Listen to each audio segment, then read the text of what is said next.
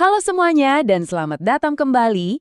Pernah kebayang nggak sih kalau niat kita buat memberantas korupsi itu malah bisa bikin inovasi jadi mandek?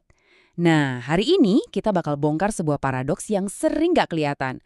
Sebuah jebakan yang bikin para ilmuwan dan pemikir terbaik kita jadi takut untuk maju.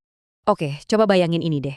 Bisa nggak sih kita kerja dengan niat baik, sepenuh hati, malah berujung masuk penjara? Kedengarannya aneh kan?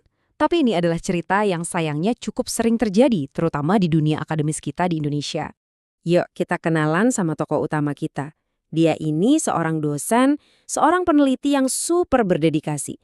Cita-citanya cuma satu, memajukan ilmu pengetahuan lewat penelitian di labnya. Nggak lebih, nggak kurang.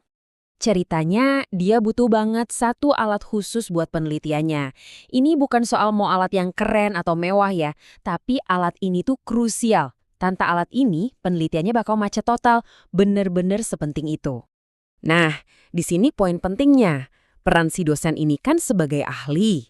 Dia yang paling tahu spesifikasi teknis alat yang dibutuhkan biar penelitiannya berhasil. Jadi tugas dia yaitu ngasih spek. Dia nggak ikut campur soal negosiasi harga, apalagi milih vendor. Itu bukan bidangnya. Logis banget kan? Dan tiba-tiba semuanya jadi runyam. KPK datang dan mulai melakukan penyelidikan. Loh, kenapa? Ternyata ada vendor lain yang nawarin barang dengan harga lebih murah. Dari sebuah proses pengadaan ilmiah yang wajar, mendadak jadi kasus dugaan korupsi.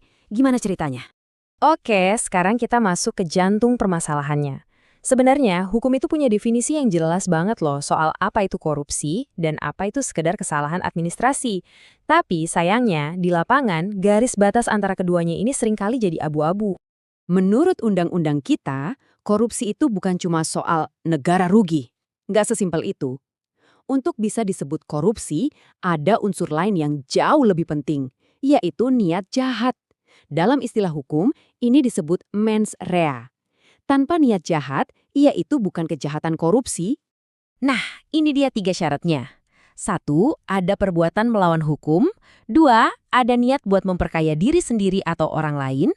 3, ada kerugian negara yang nyata. Kuncinya adalah ketiga unsur ini harus terpenuhi semua. Kalau salah satu aja nggak ada, misalnya nggak ada niat jahatnya, yaitu bukan tindak pidana korupsi. Coba deh kita lihat tabel ini. Kelihatan jelas banget kan bedanya? Lihat di baris niat. Korupsi itu butuh niat jahat. Kalau cuma salah ambil kebijakan, niatnya kan baik. Terus lihat sanksinya. Yang satu penjara, yang satu lagi sanksi administratif. Jauh banget bedanya, tapi kok di dunia nyata sering banget ketuker ya.